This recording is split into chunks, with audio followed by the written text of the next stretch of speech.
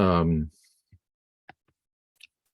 and now we're continuing our journey with the Quran, and I really prefer that the class starts with some like questions or thoughts or themes that we can focus on the discussion.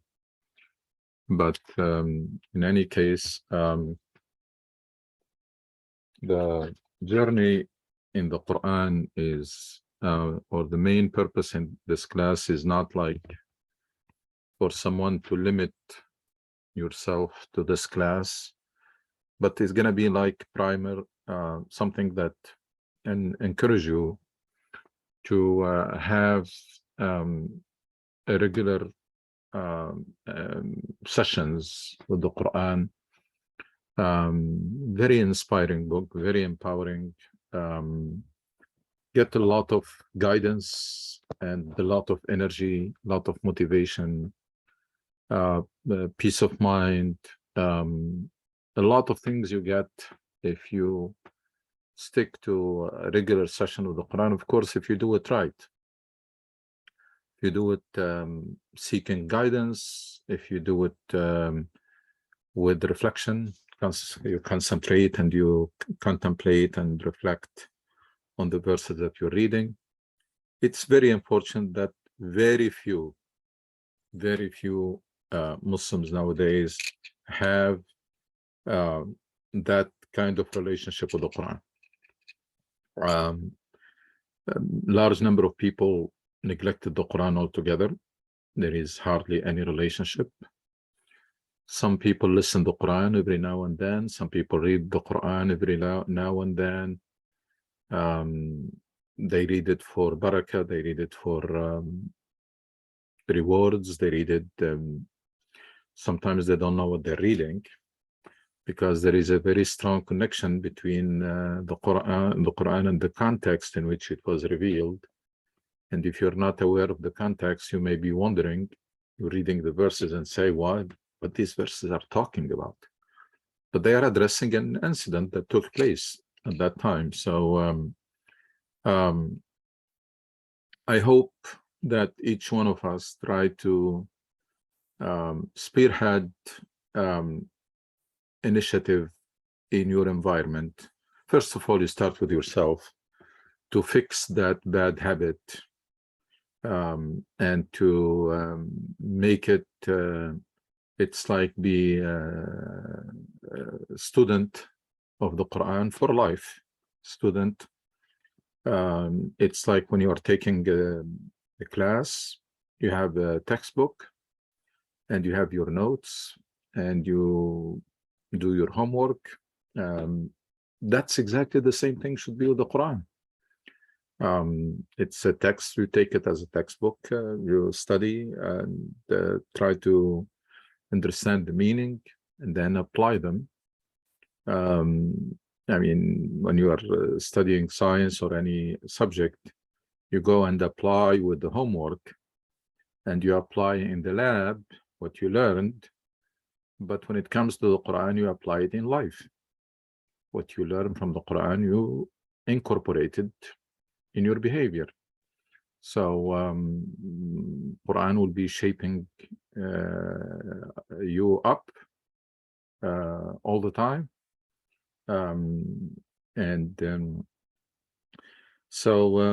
Again, I don't know, I know why people are not doing that. As I mentioned before, there are two main reasons that are preventing that from happening. One is majority of the Muslims are under the impression that they know everything they need to know about their religion, so there is no need for them to learn more, and that's totally wrong. The journey of Islam, or the journey toward Allah, is not a one-time decision. It's a lifelong process.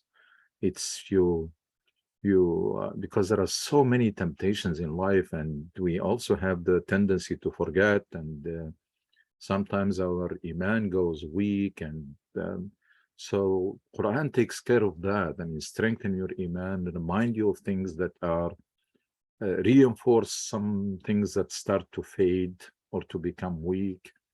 It's a dhikr, it's a reminder, it's a guidance, it's light, clarify a number of things. So that's one main reason. And the second reason, of course, is that the fact, unfortunately, that many Muslims came to believe somehow that Quran is not for them. It's only for special people, for scholars who are the only ones who can understand the Quran, and therefore, it's not only they don't need to study it, but also they cannot do it. And if you combine these two factors, if you are under the impression that you cannot do it and you don't have to do it or you don't need to do it, then of course the result is what you see. It's largely, Quran is largely neglected or deserted. Even though people, they do have many copies of the Quran at home, they have many apps, or they have apps of the Quran on their phones, and they have, but they are not leveraging it. They're not taking advantage. And then the maximum that some people do in mosques and even in some Muslim countries and Muslim organizations is to have this Quran memorization, and then celebrate the fact that more and more people memorize Quran. It is something good, but I don't think that's essential. That does not come first. So even if we have all Muslims in the world memorize Quran, that's not gonna do much compared to having Muslims understanding and implementing the Quran. So a lot of things need to be fixed there, and everyone who has read the Quran the right way, they experience the difference. They experience the big difference between reading or listening or reciting the Quran without knowing what you're reading, and after you understand the meaning, and then you go and listen to the same verse or the same chapter, and you find it very, very different.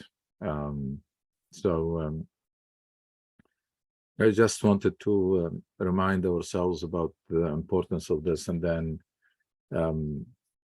no matter how much you know about the Quran, every time you have a session, you get something that as if you're reading it for the first time. It's an amazing book, very eloquent, very inspiring, very empowering, and also it's gives you a lot of energy, a lot of spiritual energy. So last time we talked about the verses of Surah Al-Ma'idah, the Surah 5, and we were in verses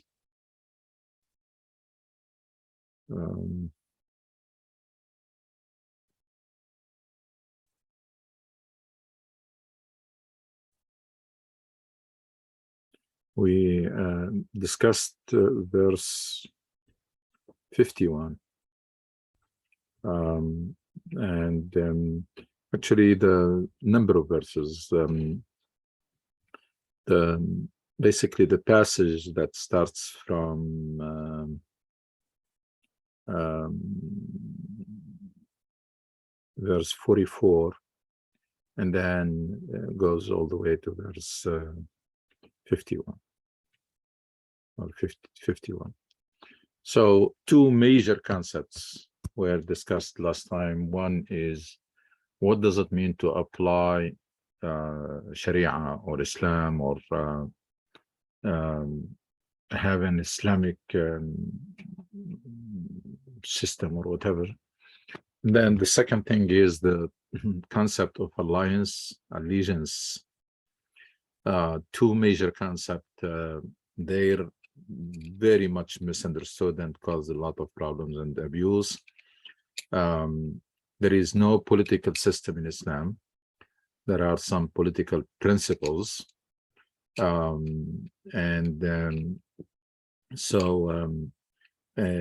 Everybody who thinks that what happened in the history of Islam, that's Islamic political system, it's wrong. That's not, there is no political system in Islam that did not specify this is how you do it, but there are some principles. On top of those principles are justice. Any government or system or country that is, the closer it gets to justice, the closer its system to the Islamic system. Justice with the comprehensive meaning, transparency, accountability, equal opportunity, fair competition, etc. So the closer a system is to justice, or the more just the system is, the closer it is to Islam. That's major thing has to be fixed, especially in future generations. We need really to raise generation of Muslim that they don't have this this illusion that that their job or their is to reactivate or revive so-called Islamic system. No. And believe it or not, that's a very widespread among practicing and non-practicing Muslim, accepting the fact that there is an Islamic there is an Islamic system, and people, Muslims, need to try to bring it back to life.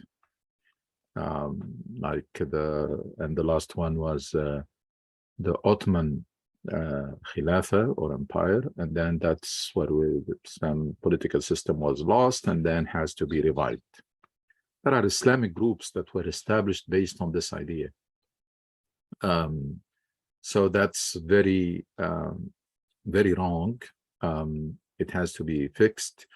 And especially that it was not really very, very just system. You know, we were talking about individuals who had absolute power in totalitarian regimes. Individuals decide war and peace and manage the money and make all the decisions, and then when they die, their children inherit the power. So that's, and believe it or not, many Muslims, they think that's an Islamic system and they want to revive it. The other thing is about the allegiance, and this idea that Muslims cannot, are restricted in relationships only to Muslims, and they cannot take others as friends or as again, that's very lot of misconceptions here. It's people confuse between the context in which these verses were revealed. There was a newly emerged community that was faced with the tremendous challenges.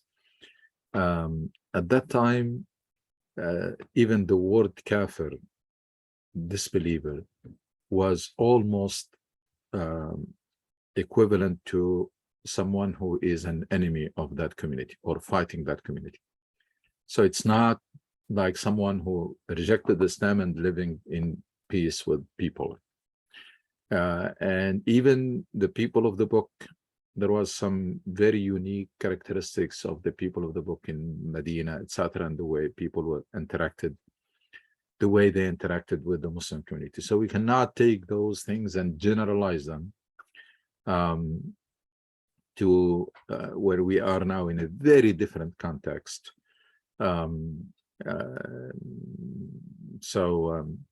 People have to be very careful.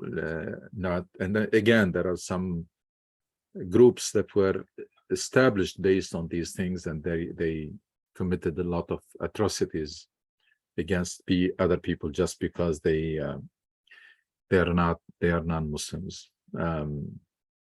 So we're gonna go back and take the full picture.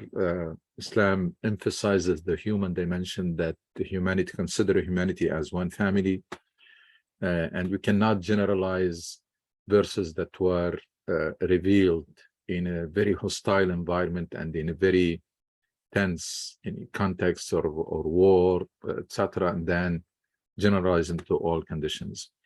The human dimension is very much emphasized in Islam. So you have to see the full picture. إِنَّا خَلَقْنَاكُم مِّن ذَكَرٍ وَأُنثَىٰ وَجَعَلْنَاكُمْ شُعُوبًا وَقَبَائِلَ لِتَعَارَفُوا. One very important principle, that's Surah Al-Hujurat. Surah Al-Hujurat. Allah subhanahu wa ta'ala says, إِنَّا خَلَقْنَاكُم يَا أَيُّهَا النَّاسِ إِنَّا خَلَقْنَاكُم مِّن ذَكَرٍ وَأُنثَىٰ, يعني you are one family, and we made you different so that you get to know each other. It cannot be more, it cannot be clearer than that.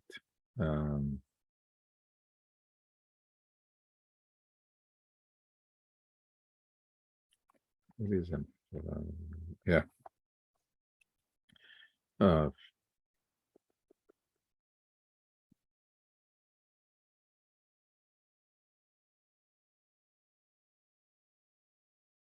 We created you people, we created you all from a single man and a single woman, and made you into nations and tribes so that you should get to know one another.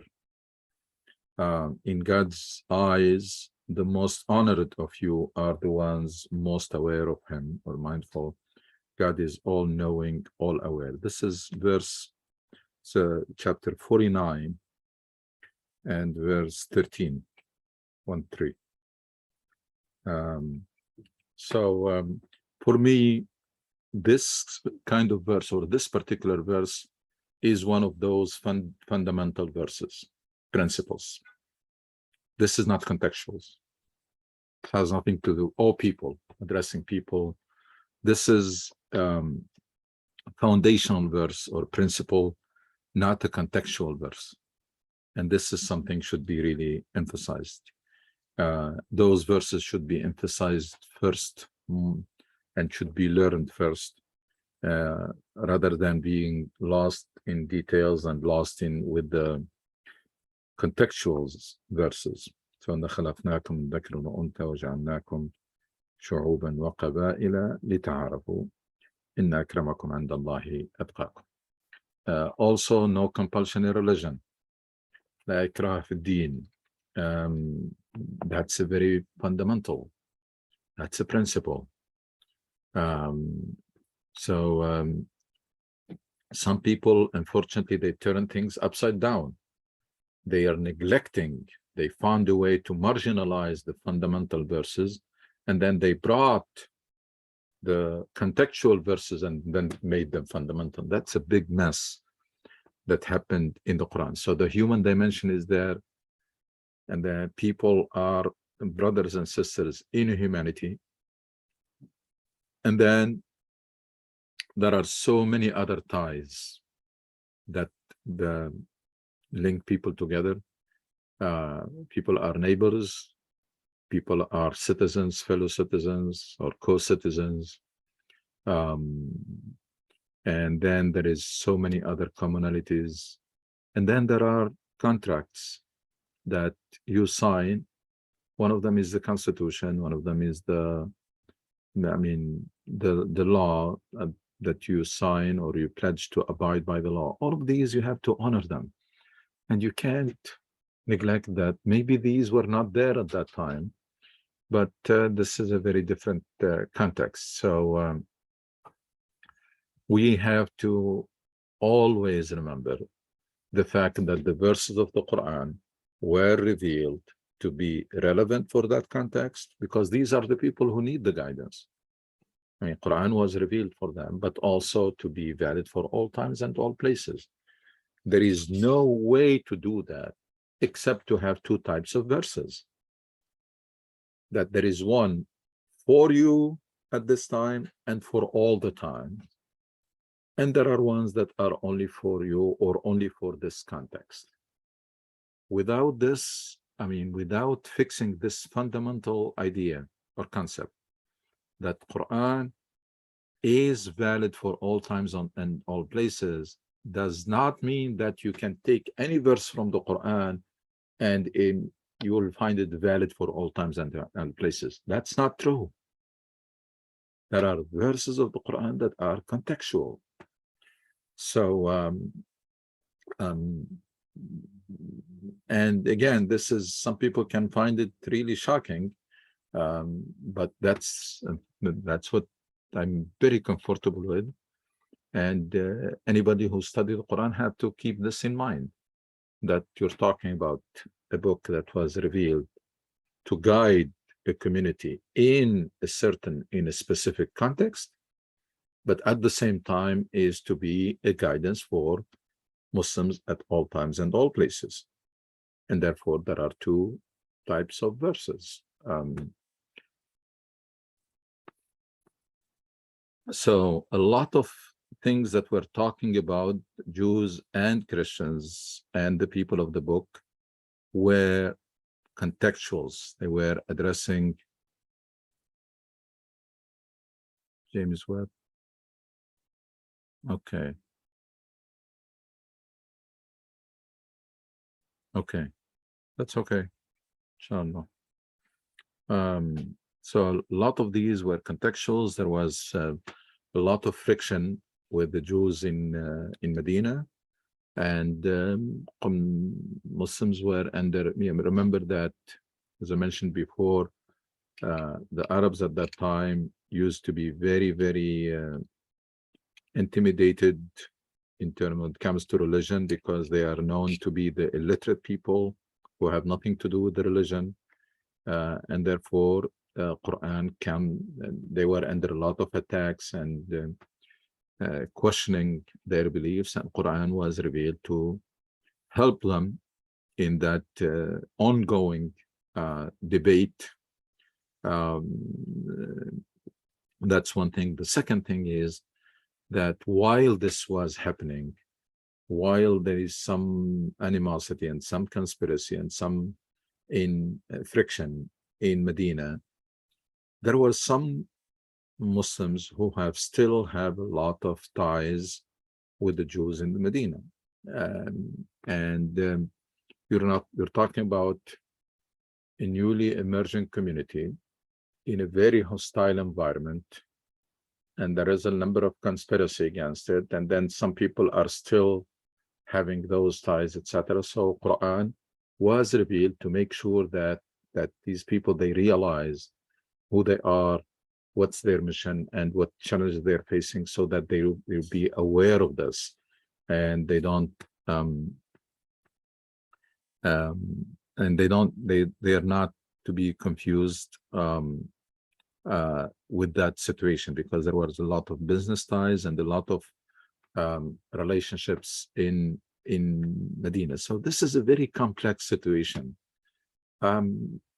I mean, try to compare it with the situation nowadays when Muslim living in a society when there is based on constitution and citizenship and the law, etc.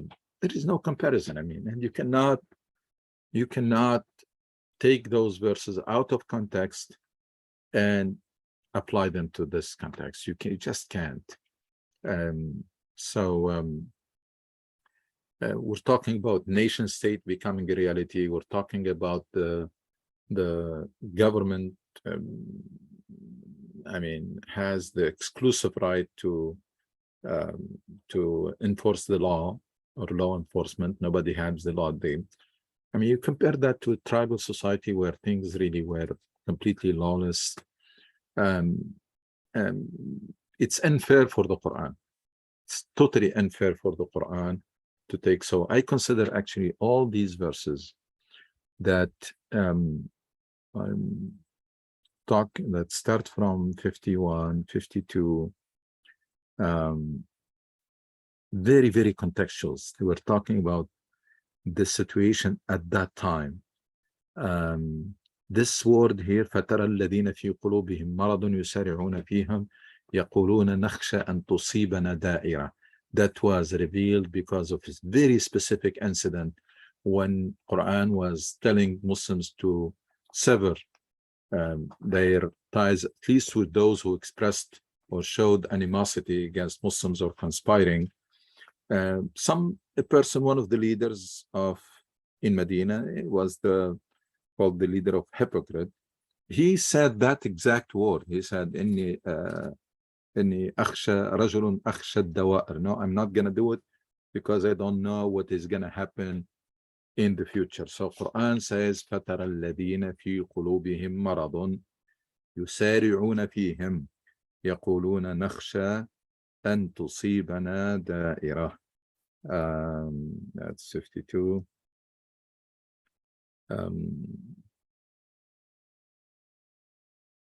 Yet you will see the perverse at heart rushing to them for protection, saying, "We are afraid fortune may turn against us." So how can you take a verse that was revealed for a very specific incident or in a very specific context, and then you just generalized?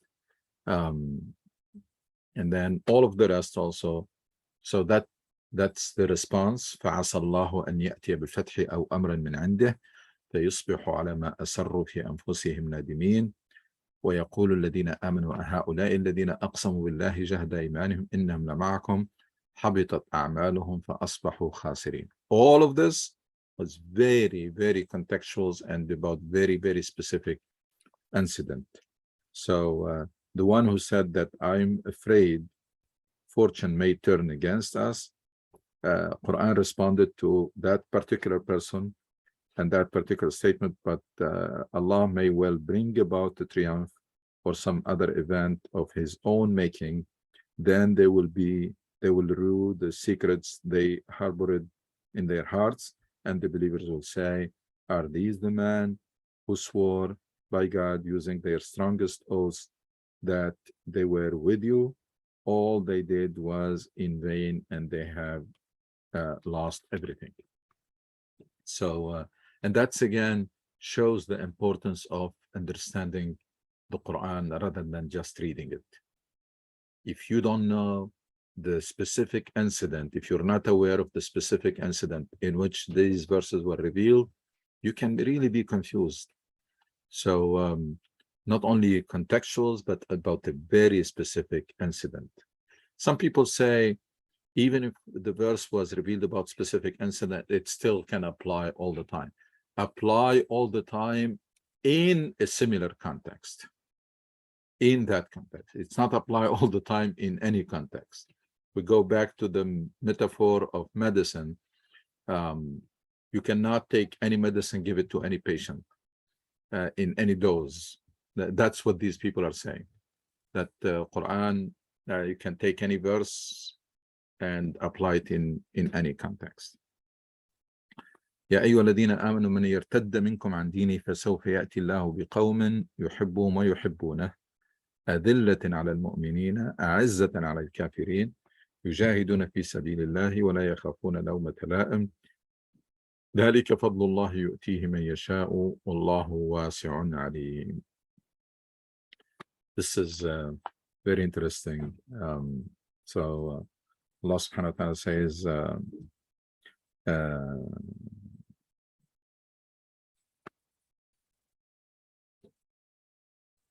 54. You who believe, if any of you go back on your faith, Allah will soon replace you with people He loves and who love Him. It's a very essential here. People who are humble towards the believers, hard on the disbelievers. Remember that the word disbelievers almost, especially at that time, doesn't mean someone who is living, you have a peaceful relationship with them. It almost automatically means those who are fighting or those who are conspiring against the community and who strive in Allah's way without fearing anyone's reproach, such as Allah's favor. he grants it to whoever he will. Allah has endless bounty and knowledge. This is another misconception or something also that need to be fixed. And I'm glad that even some mainstream scholars who tend to be conservative and reluctant sometimes because they are intimidated by extremists, came out to say clearly that there is no such thing as punishing a person who decide to go back on Islam, like become Muslim and then decide to abandon Islam, which they call ridda. Ridda means someone who accepted Islam and then decided to leave. Unfortunately, we have, for a long time, it was prevalent that such a person should be killed. And it was widespread and was accepted and etc. So more and more people or scholars were able, until it became now people or scholars dare to say it clearly that there is no such thing in Islam. And then even if it happened, it was a contextual, because it was in a specific circumstances when this was used as, it's like spying or traitor or whatever was used as part of the conspiracy. But regardless, there is no such thing in Islam. The higher level principle is no compulsion in religion. You decide to come to Islam, you decide to leave, you decide to come back, you decide, that's up to you. It's between you and Allah. It's nobody's business. But this is, Quran is coming from a different angle. Say, if you do that, then Allah will replace you with people whom He loves and they love Him. And this relationship with Allah subhanahu wa ta'ala was lost, unfortunately. It's not emphasized. This love is not really emphasized, and we know partly, at least, the reason is because there are some Islamic groups who emphasize spirituality so much to the extreme. So the response came, so Sufis took it to one extreme, Salafis came to responded with the other extreme, which is no emotion, no spirituality, no, you cannot talk about love, you cannot talk about anything, it's all punishment, it's all hellfire, it's all fear, it's all. So we ended up with this version of Islam, they're very, very dry and very, very twisted. And then the concept of jihad, that's a major problem. And I'm not sure how much effort needs to be done or could be done to fix it now, because in the minds of Muslims and non-Muslims, in the minds of everybody, jihad became synonym with fighting and with terrorism, and even though it has nothing to do. It has nothing to do. Jihad translates into striving. To jahid fi sabilillah means you do your utmost to advance the cause of Allah subhanahu. That's all. Your time, your money, your efforts, your energy, you do as you push your limits, you do your utmost to advance the cause of Allah subhanahu wa ta'ala. And the cause of Allah is to make this world a better world for everybody, more just, more secure, more morally sound, more prosperous, etc. That's what it is. So I don't know if we still can clear this concept of jihad from the misconceptions, but that's what it is. It is, you can be, first of all, jihad applies to everything. You can be do jihad in your study, jihad in your work. It's you're doing your utmost, you're doing your best, you're perfecting what you're doing. That's one thing. Jihad fi sabilillah, meaning that as you are trying to do what is expected from you, as you are trying to get closer to Allah, as you are trying to do what you are supposed to do, what you are assigned to do, you do your utmost. You perfect your prayers. When it comes to money or donation, you don't give just the leftovers or you do your utmost. When it comes to your time, you commit also, you do your utmost. That's jihad fi sabilillah. Now, while people were doing this, if ever they found themselves in a position or where their lives is, they can put their lives on the line, they were willing to do it. But that's not the purpose of jihad. It's you're doing everything. I mean, like, for example, serving your country, being a patriot, someone who is really very patriotic. I mean, you do your utmost to serve your country. It doesn't mean that you're going to fight. But if one day your country is attacked, you will find yourself serving your country by putting your lives on the line. But that's a very special circumstances. You can be very patriotic and you can do so much to your country and to your people without ever being involved in any fight or anything. So very similar.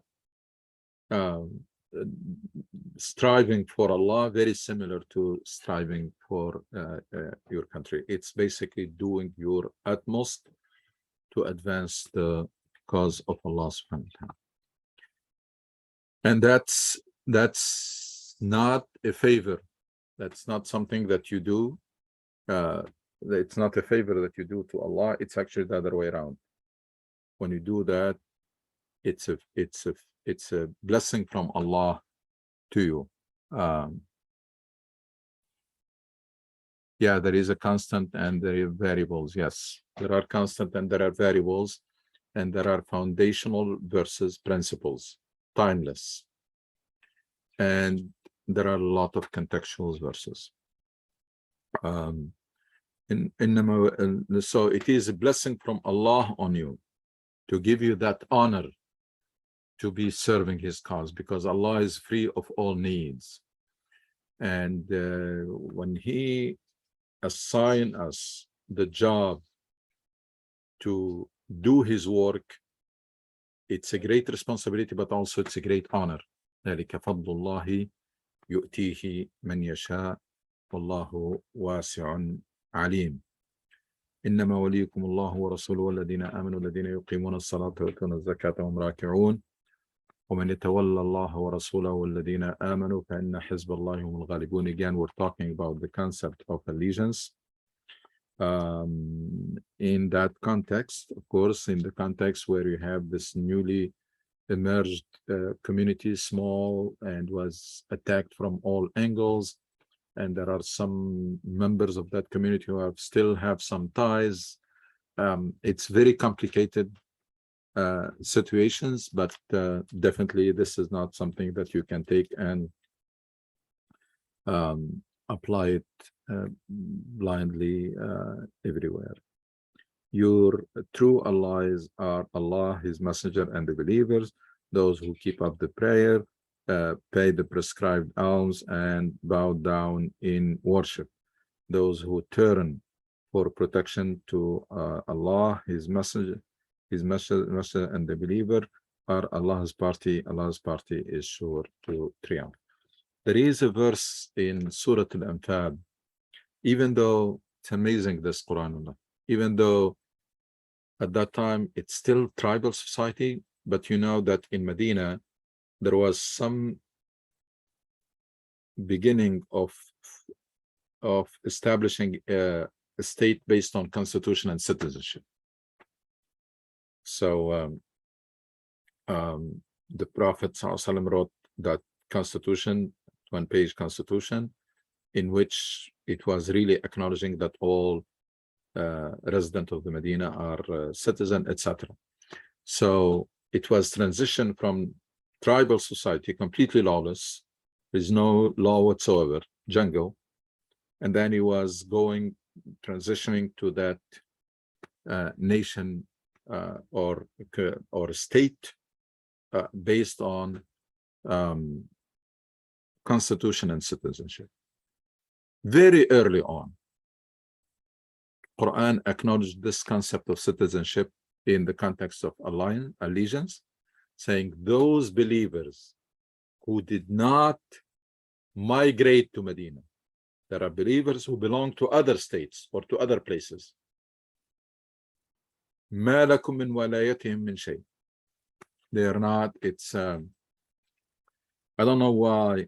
Of course, I can understand why, because it runs against the trend, the Salafi trend and the conservative trend. That's why these verses are not really emphasized at all. It's in the end of Surah Al-Anfal, Surah Al-Anfal, Surah 8. So chapter 8, verse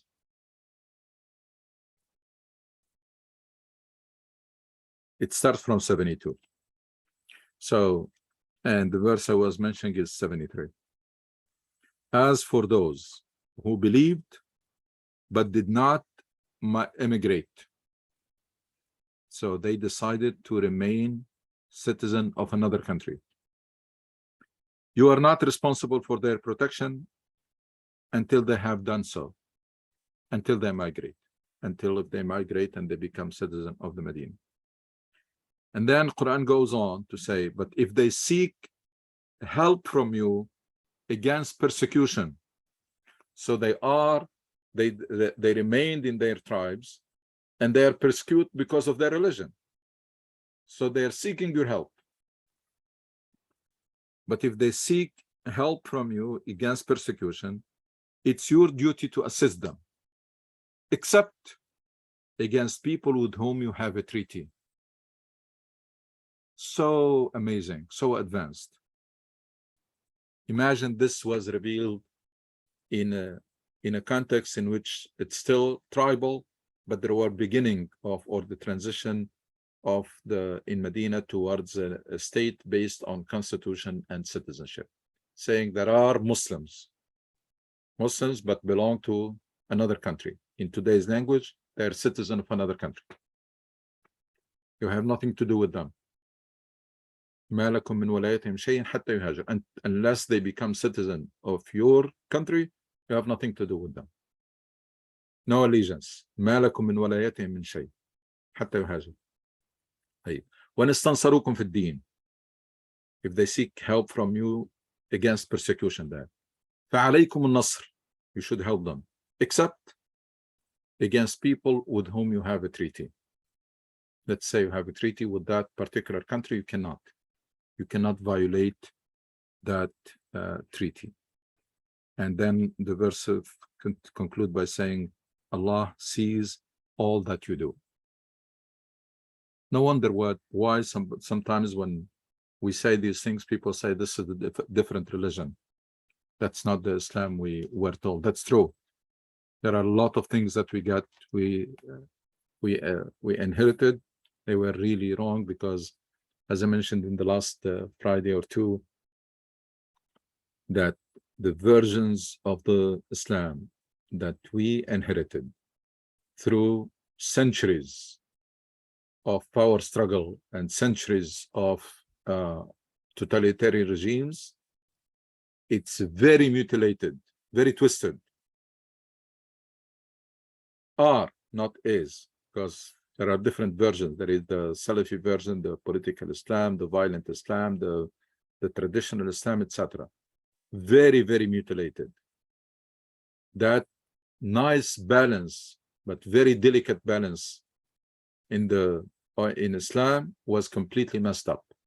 So they came to over the centuries, and because of these rulers, they want to maximize control and they maximize their power. Of course, they messed up with anything. There are some essential elements in Islam. They were neglected.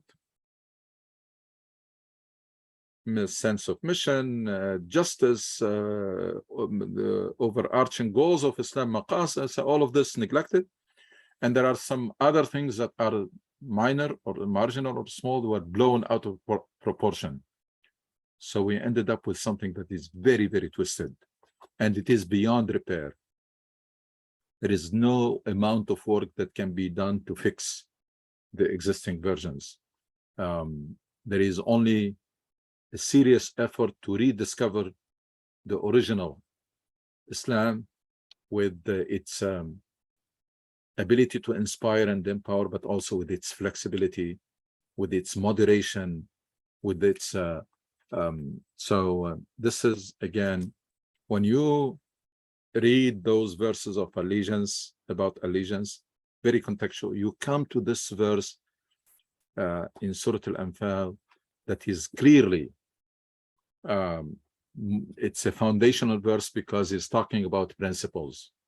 It's talking about not a particular incident, like you have established a new state, and the constitution of that was written by the Prophet says that the resident of the Medina, Muslims are non-Muslim, they are citizen of this new state.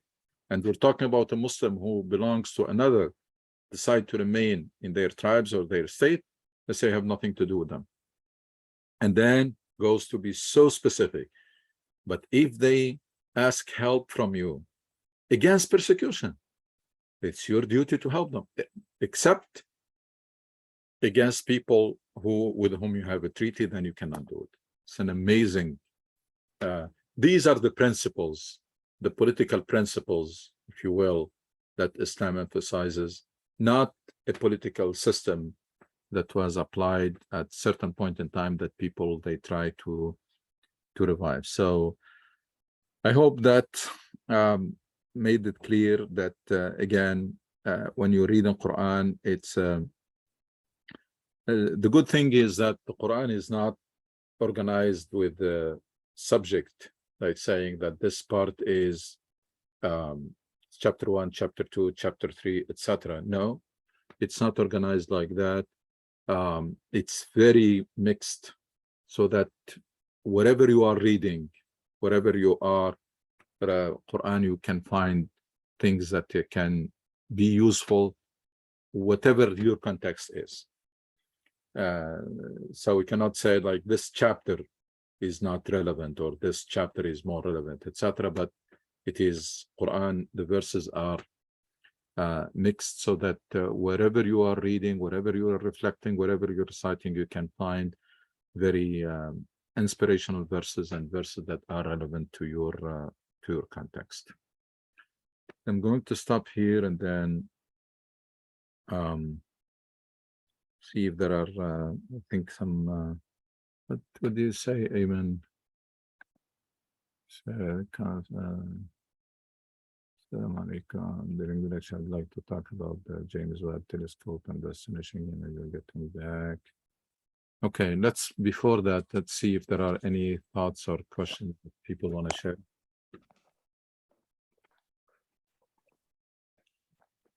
Assalamu alaikum, Dr. Ghannouchi. Walaikum salam wa rahmatullahi wa barakatuh. I was reading the Surah Shura, which is, I think, Surah 42, and it was verse 29. And it's related to, other worlds.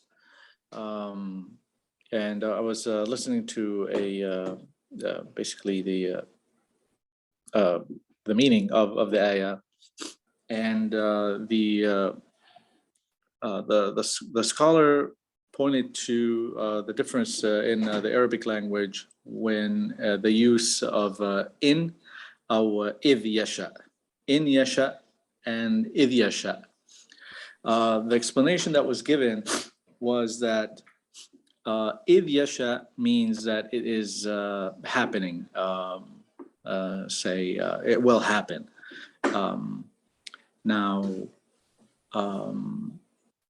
So that is the description that was given, and the ayah is related to other beings and other worlds. So I wanted to get your perspective on it, and again, like you said earlier, when someone reads the Quran, it's as if yani they have come across something for the first time, and it has a tremendous meaning. So this one has, to me, a tremendous meaning, given all the images that we're getting back from the James Webb telescope. And I wonder if also the scientists that are building these telescopes have this, I guess maybe, well, I'm sure they have the desire to explore and research more, but do they also have some type of belief that there are other worlds out there, other beings? And it seems to me that this ayah is pointing to that. Rushur 29. Yes. Yeah, وما بث فيهما من دابة. Yes. And I also want to mention that Brother Muhammad Hamid worked at NASA, and he, mashallah, worked on the James Webb telescope. So if he can share with us his thoughts, that would be great. Is he around, Muhammad? Yes. Can you hear me? Maybe bad reception area. Yeah, we can. Yeah, it's okay. Yes. I James. No. Wait, Brother Muhammad, wait. Connection is not good.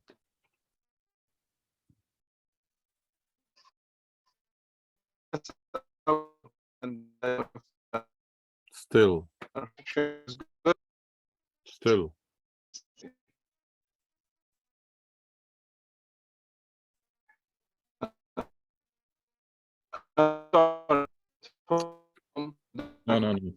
No, Brother Muhammad, connection. Firas.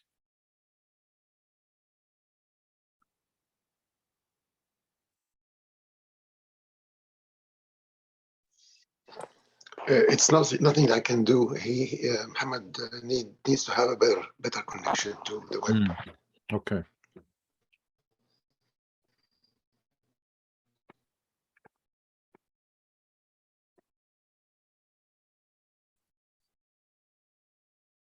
So until we hear from Brother Muhammad, hopefully soon,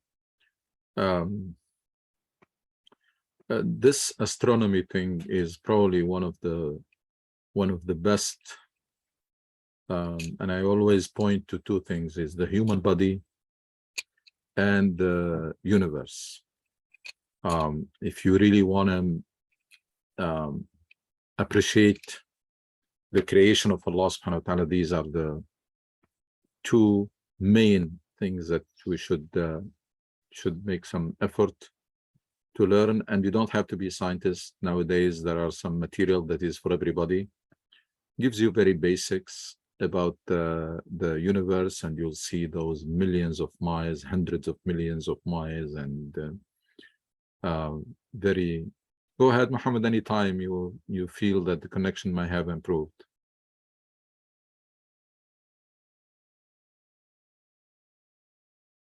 So, and then the human body, those organs and those cells, and the amount of how many functions they do, and how much is going on in our body. It's really strengthen your iman. I mean, there is no question about it, is that the reflection and contemplation on the creation of Allah, and Allah praised those who do that. الذين يذكرون الله قياما وقعودا وعلى جنوبهم ويتفكرون في خلق السماوات والأرض. Those who reflect on the creation of heavens and earth. تفكرون في خلق السماوات والأرض. So highly encourage all of us to do that, and to educate yourself, and go and look for those on YouTube and on different sources, to educate yourself about the basics about how this universe is functioning, and also about the human body. So Muhammad, are you there? Dr. Ranush, can I jump in until Muhammad fixes his Okay. sound system?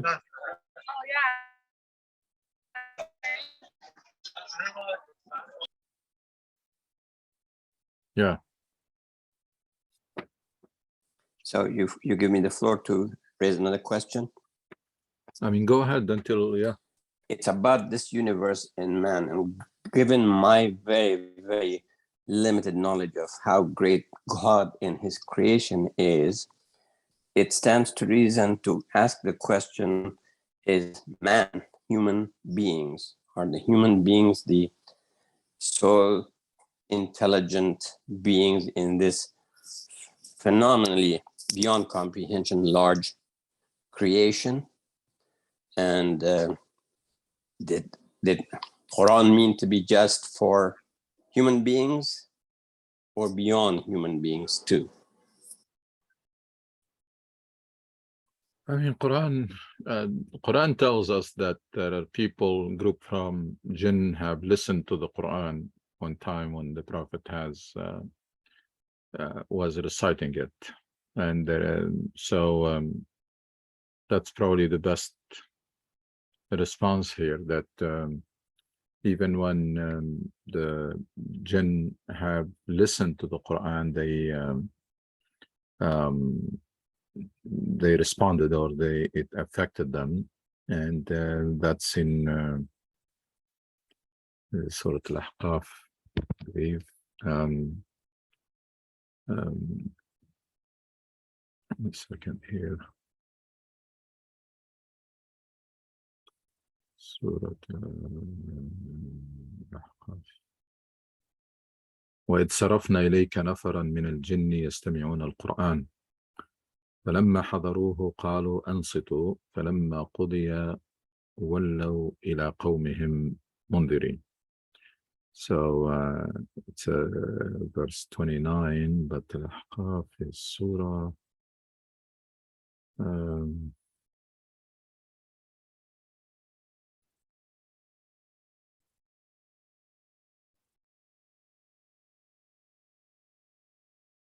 Surah Al-Ahqaf is 46. So chapter 46, verse 29. Chapter 46, verse 29. Muhammad, again, step in at any time. Always try your connection. And we'll let you know if it is working.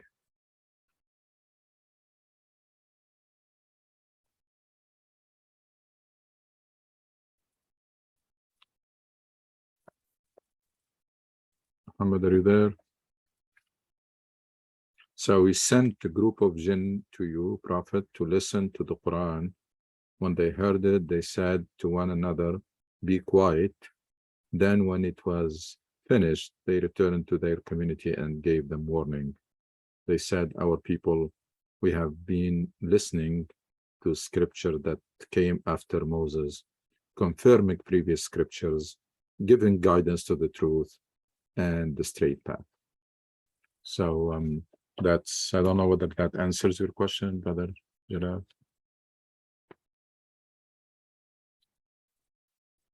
Well, it is in the context of distinguishing between jinn and ins, right? But I'm saying that this universe, as large as it is, surely there would be other creations beside all the living species that now we know, the science of 2022 knows, and God knows what the science of 2500 would know.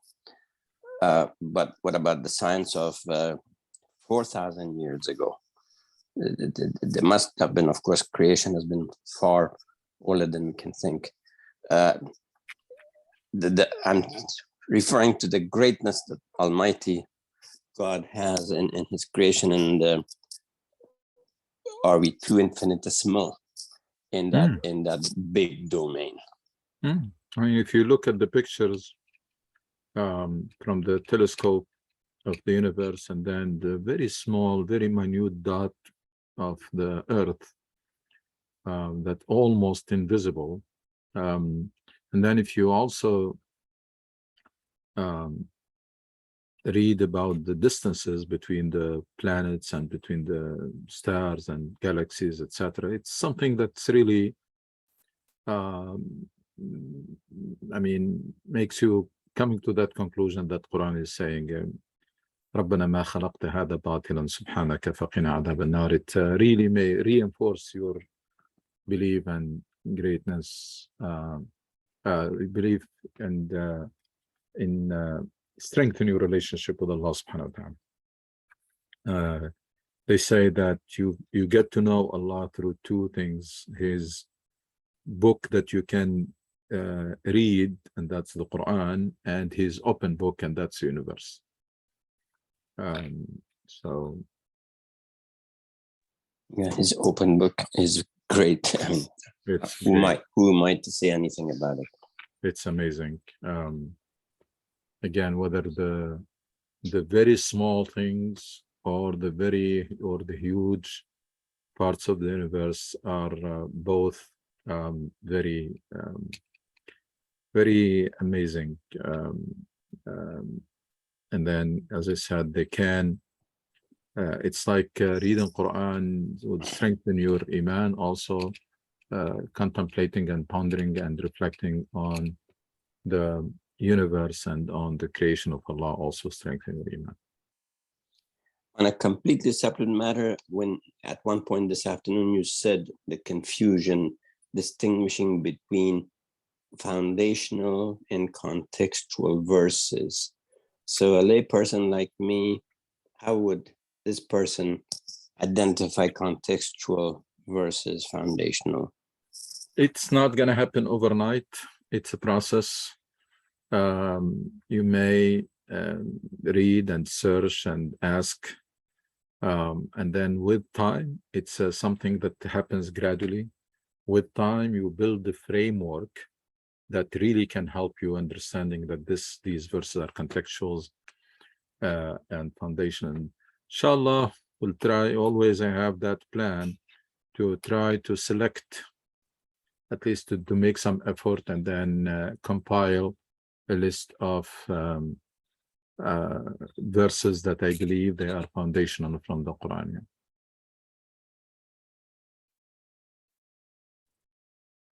And on that note, could there be some difference of opinion between experts about which are and which are not foundational? It can. I mean, unfortunately, some people, they believe the whole Quran is foundational, and some people, they mess up even the distinction to make it aligned with their beliefs. So it's the other way around. Rather than going to Quran to learn and to fix things, they do the other way around, which is they have a set of beliefs, and then they go, and then whatever verses is aligned and consistent with those beliefs, they make it foundational. And any verse that is not consistent, they say this was either superseded or it's not foundational. So but inshallah one day that project will happen. Inshallah, we'll at least take some initiative to compile a list. We're not going to say this is an exclusive list, but make an attempt to compile a list of verses that I believe they are foundational. And also maybe do the same thing with hadith, because the same thing happens with the hadith, a lot of confusion and a lot of mess.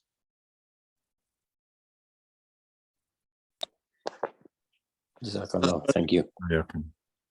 Dr. Anushi, until Brother Muhammad fixes his audio, want to go back to the chapter 42, verse 29, where Allah says, according to one of the scholar I listened to, he was saying that this is a promise that these beings will meet one day, where us human beings will meet other beings in other worlds and universes.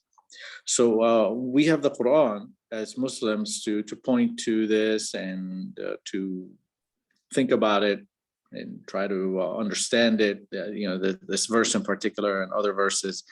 What drives the astronomers to keep on searching for other worlds? They basically scientists in NASA. What is it that drives them to keep doing this research and sending these telescopes out there? I know there's a component of it. A lot of people are trying to basically profit off of material, raw material on the moon, and so on and so forth.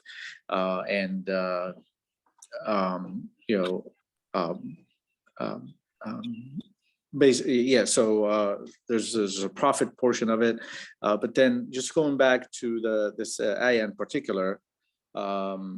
Like I said, one explanation that I heard, and I want to see, when I hear your take on it, is it's a promise that Allah will will make it so that we meet these other beings, and again, what drives these astronomers? Is there some information that maybe the U.S. government has that we don't have access to, they have not made public? What drives this great ambition that these scientists have? Probably Brother Muhammad would be in better position to answer this question, but we normally if we have the proper understanding of our religion and our mission, it should be very big incentive to discover and understand this universe and how it functions, and that's what Muslim did in some part of the history.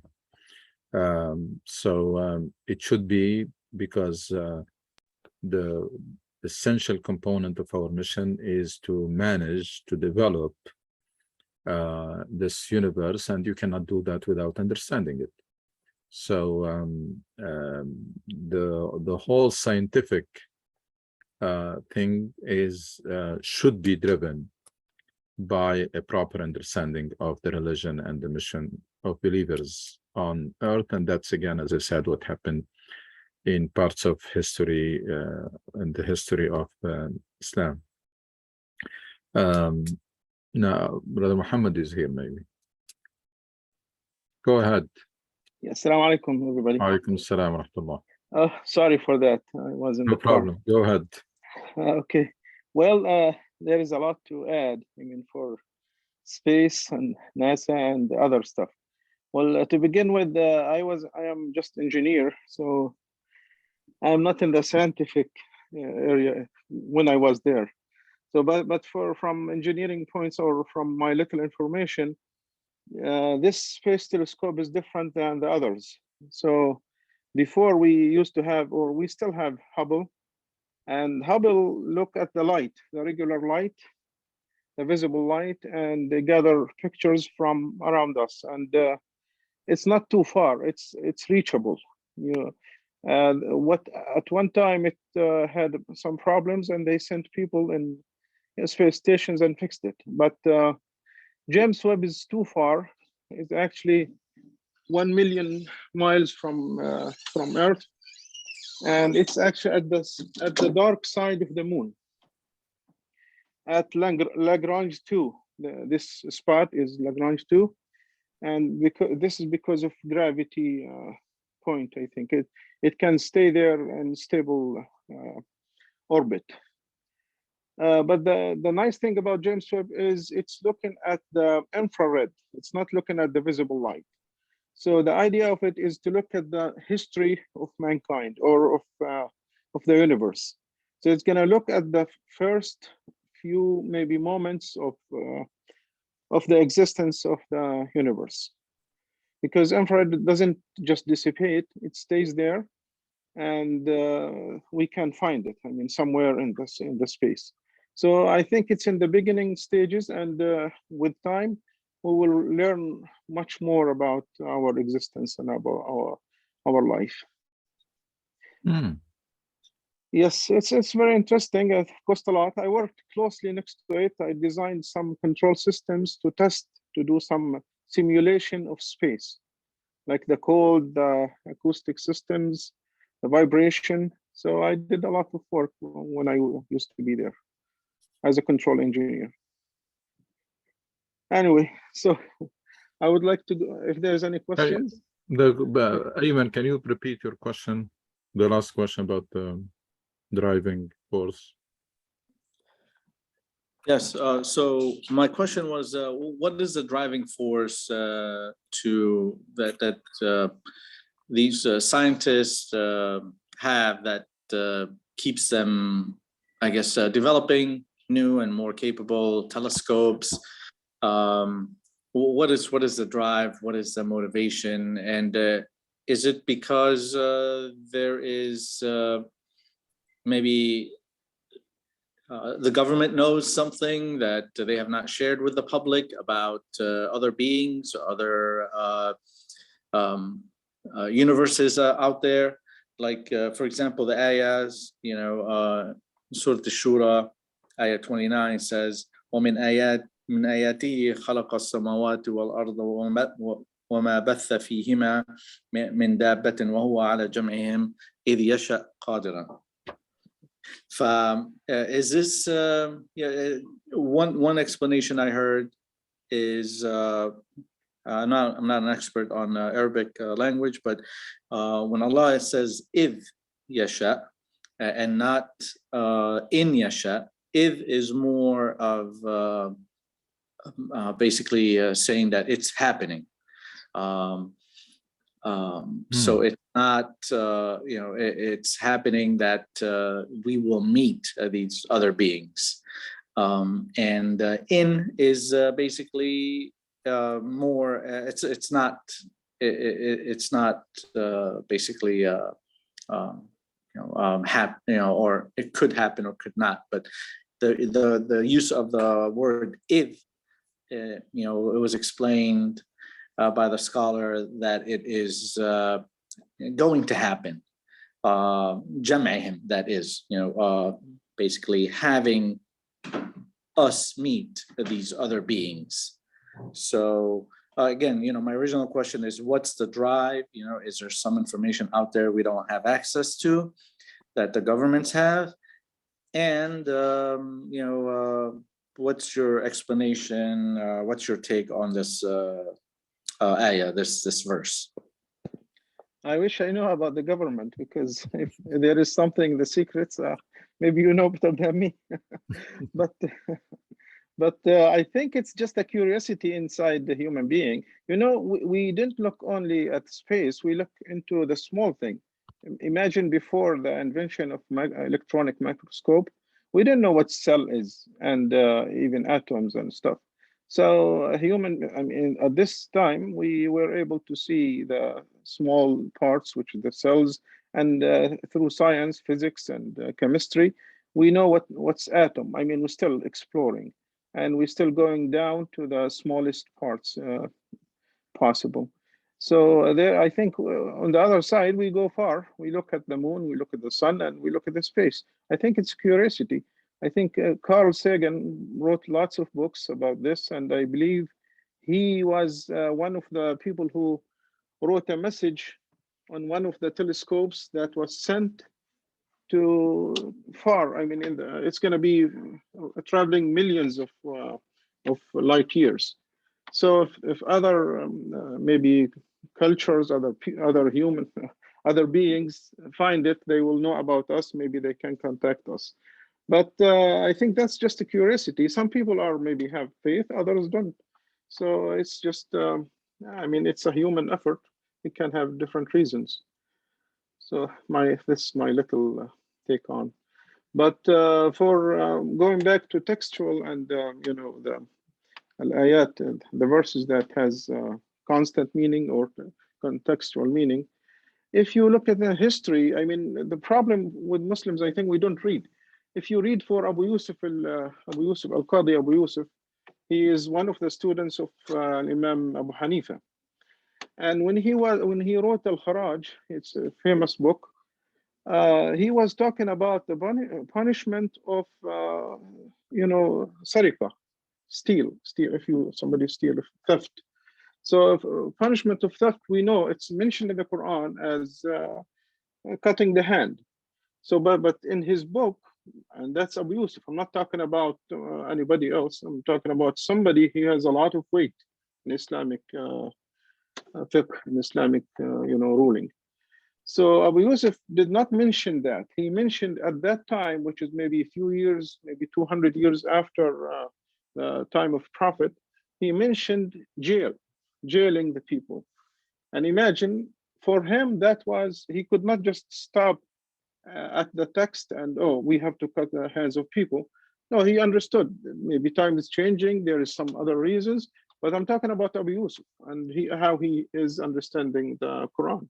There's a lot of ayat in the Quran, but the problem now, we have kind of one school of thought is trying to dominating and controlling everybody else. Other schools like Maqasidi or even the Madrasatul Ra'i, the opinion school, is kind of weak these days. We barely can hear their voices. So if you look at and go back and start looking Abu Hanifa or even the scholars of the Mu'tazila school, you will find lots of really interesting ideas. Wallah. Yeah, it's a one. Unfortunately, there is a freezing and stagnation, and then those schools that are dominating, they are sticking to a version that is frozen in time and very superficial and very mutilated, because again, Quran, Islam is a very it's like a piece of art, very balanced, has a delicate balance between the components. And if you come to those components and start marginalizing essential component and magnifying minor ones, you end up with something that totally messed up. And that's what happened. So it's very superficial. All the versions that are there now, very superficial and very messed up, because that original balance between the spiritual component, the human dimension, the emotional, the rituals, the activism, or the social component of Islam, that was lost. And we ended up with a version that has some aspects blown out of proportions, and other aspects were really completely marginalized or eliminated even. That's true. I have another example. I don't want to take too long, but if you know about Abu Ali al-Jabba'i, he was one of the scholars in maybe in the 200, 300 Hijri time. And when he was asked about what's your definition, they asked Abu Ali al-Jabba'i, what's your definition of the Islamic homeland, or in our terms today, state? So he did not say, oh, the state where you have soldiers and you have a ruler stuff. No, he said Islamic state where I can say my opinion clearly without anybody threatening me, and where I can do my sha'air, my prayers, my Practice religion. Yeah, practice. I can practice my religion free. So for him, and I hear that from Sheikh Al-Hanuti, may Allah rahimahullah, when he was defining the Dar Islam in different way from what we hear and read from Hizb ut-Tahrir and other conservative movements, where they looking at Dar Islam means you have to have a ruler with the Islamic name, and the ruling has to be from Quran and Sunnah and all that stuff. But for Abu Ali al-Jabba'i, and maybe Hanuti copied the same thing, no, wherever I can practice my religion without anybody telling me what to do or why not do this or not to do that. And I can say my opinion without anybody telling me you are kafir, you are Muslim, you are whatever you are. So that was in early ages of Islam, imagine. But because, as Sheikh mentioned, Dr. Suhail mentioned, there's a freeze in our brain. And I freeze hope in this is minds. changing. And the minds were frozen. That's true. So it's a lot of work needed to be really to uncover and rediscover that beautiful religion that unfortunately was really messed up. I mean, not only by not by conspiracy, but its own people. So Our hands. they didn't leave anything for people to conspire because they did a very good job in messing up their own faith, unfortunately. So That's true. a lot of efforts and a lot of courage, because those prevalent versions of Islam are very intimidating, very powerful. They have behind them a lot of money and a lot of support. So in order to stand in the face of those waves, people need to do a lot of efforts and also need to be very brave, and a lot of courage is needed to say it as is, because number of things. I mean, I'm really glad that some even traditional scholars are becoming more and more vocal. Like, for example, I think I mentioned last time that there is no such thing as offensive fighting in Islam, jihad al-talab. No such thing. Now people are becoming very vocal about it. There is only defensive. There is no such thing as you go out and attack people. That's a given. That's by majority of Muslims, practicing and non-practicing. They think that if you have the ability to do it, then not only you can do it, but also even you should. Now it's becoming more and more, the people are dare to say no, there is no such thing, and the Prophet was never involved in any offensive war. And then the hadd al-ridda, that somebody who decide to abandon Islam, also people are vocal, say there is no such thing as killing someone who just came to Islam and decided to abandon it. And rajm, stoning, that there is no such thing in Islam. So, and there is even more than all of this, that there are some mainstream scholars, they consider conservative or traditional, they're saying that if there is a contradiction or a conflict between the text and nas wal maslaha, the greater good, then the greater good should be advanced. And that's something that nobody would dare to say, like probably a few years or a few decades ago.